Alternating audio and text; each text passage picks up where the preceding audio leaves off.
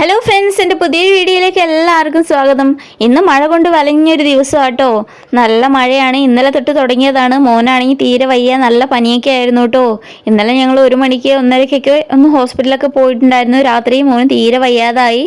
Loose മോഷനും അതുപോലെ ഛർദി എല്ലാം ഉണ്ട് കേട്ടോ. തീരെ വയ്യ, അതുകൊണ്ടൊന്ന് സ്കൂളിലേക്കൊന്നും പോയില്ല കേട്ടോ. പുറത്താണെങ്കിൽ നല്ല മഴയാണ്. മൂന്നാമത്തെ കുഞ്ഞുങ്ങളി ഇതാ പുറത്ത് വന്ന് എത്തി നോക്കുന്നുണ്ട് എപ്പോഴാണൊന്ന് പുറത്ത് ചാടാൻ പറ്റുകയെന്ന് പറഞ്ഞിട്ട്.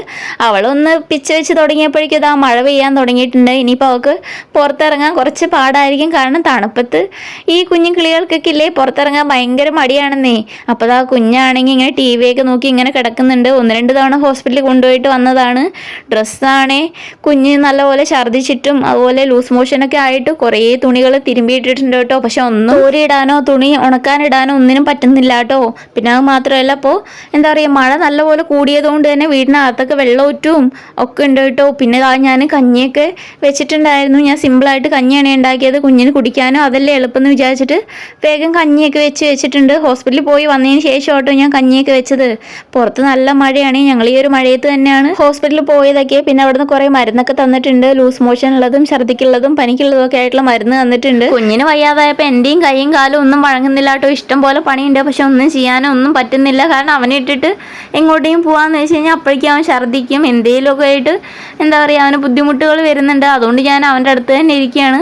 പിന്നെ അത് മാത്രമല്ല, നമ്മുടെ ഫ്രണ്ടിലത്തെ ഹാളിൽ ഇതാ വെള്ളമൊക്കെ ഒറ്റുന്നുണ്ട്. അതുപോലെ ബെഡ്റൂമിലാണെങ്കിലും ഇങ്ങനെ വെള്ളമൊക്കെ മുകളിൽ നിന്ന് ഇങ്ങനെ വന്നിട്ട് നല്ലപോലെ ഈർപ്പമായിട്ടുണ്ട് കേട്ടോ.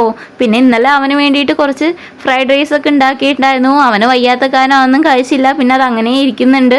അപ്പോൾ അതൊക്കെ എന്തായാലും വേസ്റ്റിൽ ഇടാമെന്ന് വിചാരിച്ചിട്ട് ഞാൻ എന്താ ഒരു കവറൊക്കെ ആക്കുകയാണെങ്കിൽ ഡസ്റ്റ്ബിന്നൊക്കെ നിറഞ്ഞു. മഴ കാരണം നമുക്ക് പുറത്തിറങ്ങാനും വേസ്റ്റൊക്കെ കൊണ്ടുപോയി കളയാനോ ഒന്നും പറ്റുന്നില്ല കേട്ടോ.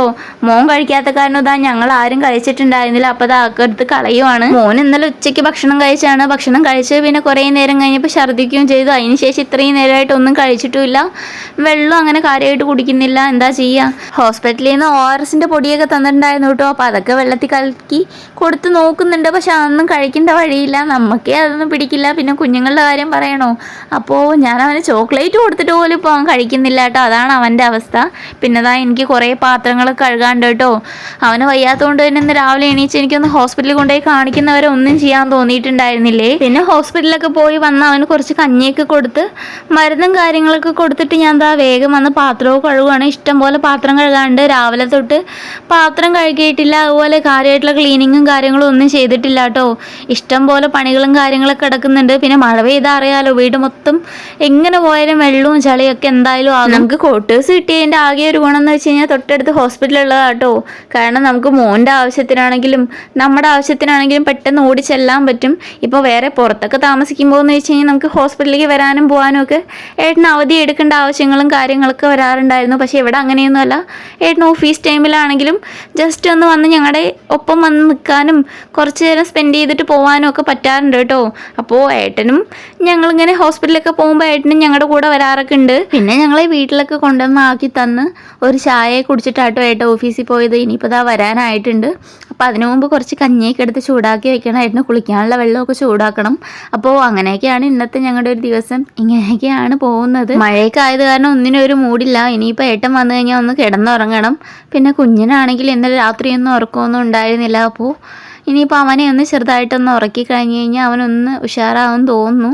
അപ്പോൾ ഇന്നത്തെ എൻ്റെ വീഡിയോ ഇത്രയൊക്കെ ഉള്ളൂ. നിങ്ങൾക്ക് എൻ്റെ വീഡിയോ ഇഷ്ടമായിട്ടുണ്ടെങ്കിൽ ഉറപ്പായിട്ടും കമൻറ്റിൽ ലൈക്കും ഒക്കെ ചെയ്യുക. അപ്പോൾ വീണ്ടും നല്ലൊരു വീഡിയോ ആയി കാണുന്നവരെ ബൈ.